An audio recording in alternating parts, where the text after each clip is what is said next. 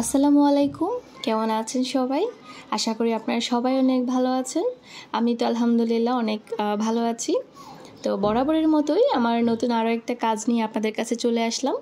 যদিও আমি এই কাজটা আরও আগে শেয়ার করেছি, তারপরেও এবারের কাজটাতে একটু ভিন্নতা আছে। আপনারা দেখেই হয়তো বুঝতে পেরেছেন। সাথে একটু সুই সুতার কাজও আমি করেছি। তো ভাবলাম যে এটাও আপনাদের সাথে শেয়ার করি, যেহেতু সব কাজেই আমি শেয়ার করি আপনাদের সাথে। আর সেই সাথে আমার লাস্ট ভিডিওতে যেই কাপড়টার উপর আমি কাজ করেছিলাম প্রিমিয়াম কটনের উপর, তো সেটার উপরে আপনাদের অনেক কোশ্চেন ছিল। আপনারা অনেকেই জিজ্ঞাসা করেছিলেন যে এটার নাম কি, এটা কী ধরনের কাপড়। তো সেটা নিয়েই ছোট্ট করে একটা ভিডিও আমি করে ফেললাম। আশা করি আপনাদের কাছে ভালো লাগবে। এই কাপড়টা হচ্ছে একটা পিওর কটন একটা কাপড়, বলতে গেলে এটাকে প্রিমিয়াম কটনই বলা হয়। আর এই কাপড়টা আমি বিশেষ করে গরমের জন্যই আসলে কালেক্ট করেছি। অনেক কষ্টে খোঁজাখুঁজির পর এটা কালেক্ট করেছি। তো যে কয়েকজন আপুরা আমার কাছ থেকে এই কাপড়টা নিয়েছেন সবাই পছন্দ করেছেন। পার্সোনালি আমার নিজেরও অনেক পছন্দ লেগেছে, কারণ গরমের মধ্যে একটু যদি কমফোর্টেবল কাপড়ের মধ্যে আপনারা কাজ না করিয়ে পরেন তাহলে কিন্তু অতটা কমফোর্টেবল ফিল হয় না। তো সেই চিন্তা মাথায় রেখেই কিন্তু আমি এই কাপড়টা এনেছি। আর এগুলার প্রাইস একটু তুলনামূলকভাবে একটু বেশিই পড়েছে আমার কাছে মনে হচ্ছিল। আর এটার বহর ছিল আপনার 2.5 হাত বহর, 42 কি 43 ইঞ্চি বহর এটার। তো যেহেতু বেশি কালারও ছিল না অ্যাভেলেবেল, 4-5টা কালার ছিল, আর সব কালারগুলোই হালকা কালার ছিল। আর একটু কস্টিংটাও বেশি পড়ে যাচ্ছিল দেখে আর আমি বেশি কালার অ্যাভেলেবেল করতে পারিনি, এই 3টা কালারই রেখেছি। আর এই কাপড়টার গজ আমার কাছ থেকে রেখেছিল 165 টাকা গজ, এবং আমি এখানে 3টা কালার মিলিয়ে প্রায় 225 কি 30 গজ এনেছিলাম মেবি, কারণ আমার যেহেতু কাপড় লাগে এজন্য আমি একটু বেশি স্টক করে ফেলেছি। এই হচ্ছে আমার এই প্রিমিয়াম কটনের ডিটেলস।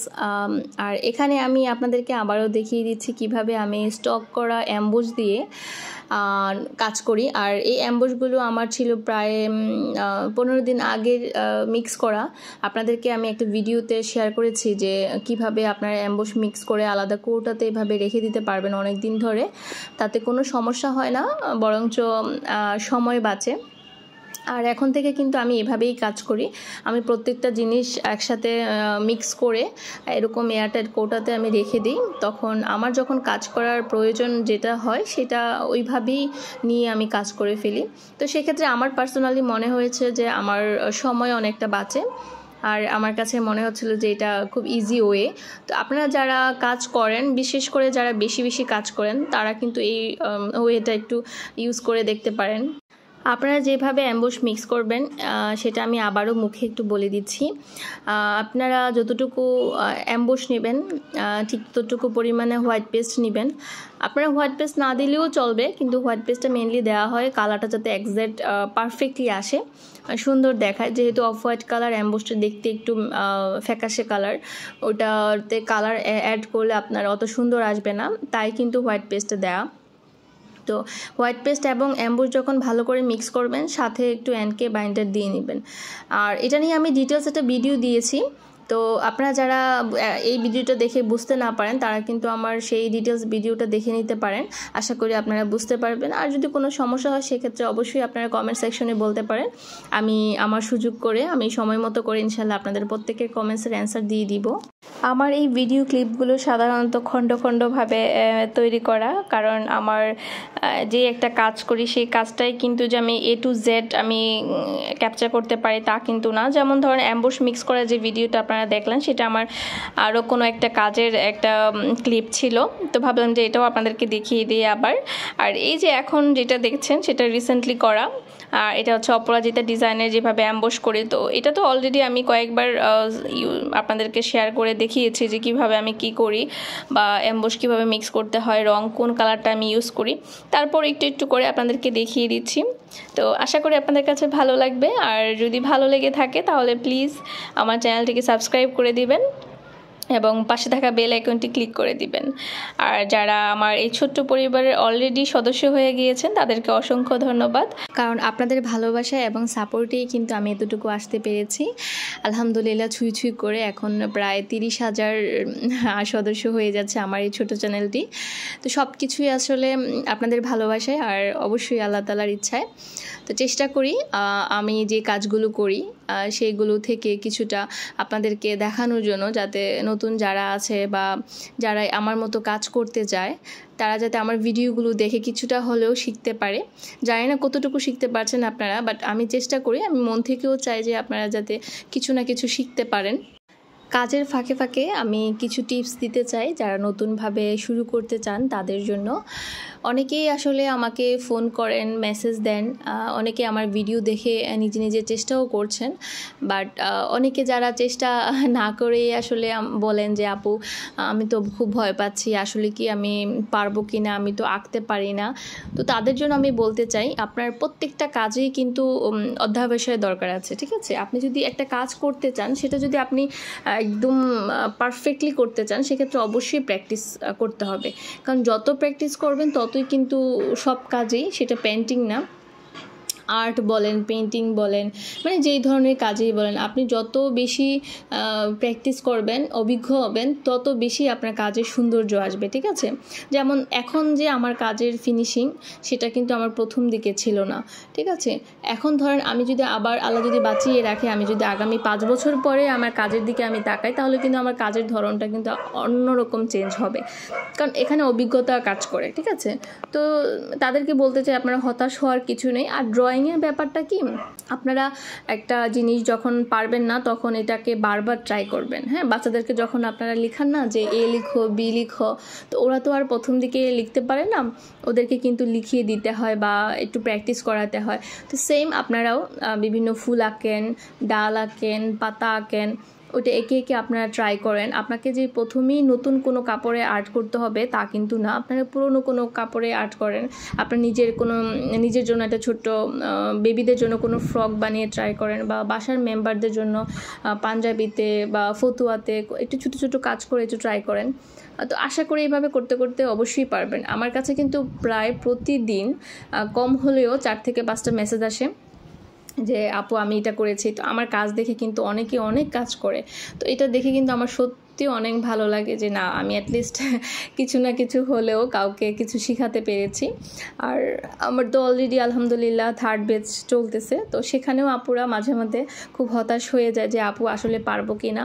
তো তাদেরকে আমি সবসময়ই বলি যে আপু আপনারা যতই প্র্যাকটিস করবেন ততই কিন্তু এটার সৌন্দর্য বাড়বে বা এটার নিখুঁত জিনিসটা হবে। তো এত হতাশ হওয়ার কিছুই নাই। আর আরেকটা বিষয় বলতে চাই আপনাদেরকে, ধরেন আমি যে এখন পেন্টিংয়ের কাজগুলো করছি, হ্যাঁ, এখন আপনার যদি মনে হয় আরে আপু তো পেন্টিংয়ের কাজ করে অনেক অর্ডার পাচ্ছে, আমিও এই কাজটা করব, আমিও অনেক অর্ডার পাবো, এই চিন্তাটা কিন্তু একদমই ভুল।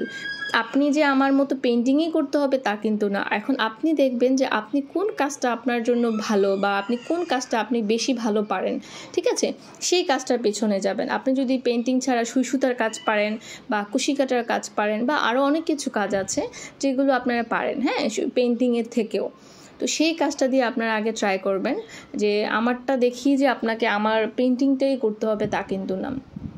তো যাই হোক, অনেক জ্ঞান দিয়ে ফেললাম, আপনারা নিশ্চয়ই আমার থেকে অনেক জ্ঞানী।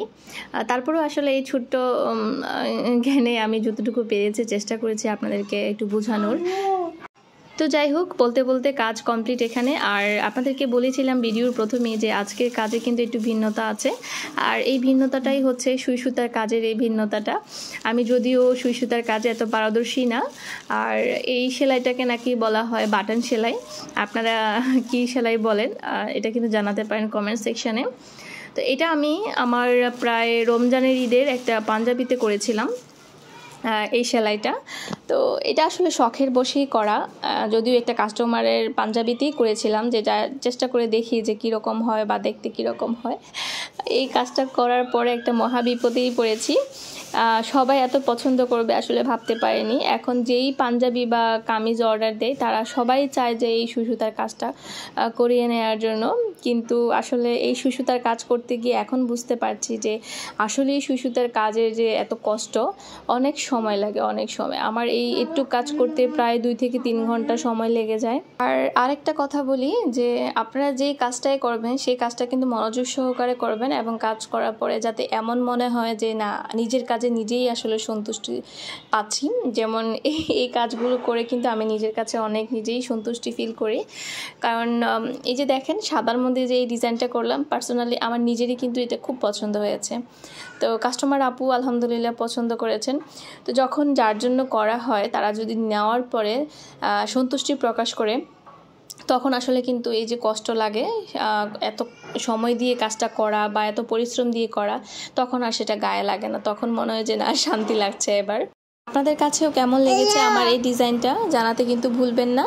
আমি এর আগে অবশ্য কুর্তিতে এবং পাঞ্জাবিতে শেয়ার করেছিলাম যে কিভাবে ডিজাইনটা করি, আর এই প্রথমবার কামিজে করলাম। এখানে আমি ফুল ডিজাইনটা দেখানোর চেষ্টা করেছি, এবং আশা করি আপনারা ভিডিও দেখেই বুঝতে পারছেন কাপড়ের কোয়ালিটিটা কীরকম। চেষ্টা করেছি দুইটাই দেখানোর জন্য, কাজ এবং কাপড়ের কোয়ালিটি। অ্যাজ ইউজুয়াল আমি সবসময়ই চেষ্টা করি যাতে আমার কাজের মধ্যে কাজ এবং কাজের কাপড়ের কোয়ালিটিটা মেনটেন করার জন্য। তো আজকে আপনারা নিশ্চয়ই ব্যাকগ্রাউন্ড মিউজিক হিসেবে আমার মেয়ের কণ্ঠটা শুনতে পাচ্ছেন। আমি যখনই ভয়েস ওভার দিই তখনই কিন্তু ওই 2 বাচ্চা ক্যাচব্যাচ শুরু করে দেয়, তো খুব সাবধানে আমার ভয়েস ওভার দিতে হয়। তো যাই হোক, আশা করি আপনাদের কাছে আজকের ভিডিওটা ভালো লেগেছে। তো ইনশাল্লাহ পরবর্তীতে আবার নতুন একটা কাজ নিয়ে আপনাদের কাছে আসব। ততদিন পর্যন্ত আপনারা সবাই অনেক ভালো থাকবেন, নিজের প্রতি খেয়াল রাখবেন এবং আমাদের জন্য দোয়া করবেন। আল্লাহ হাফিজ, আসসালামু আলাইকুম।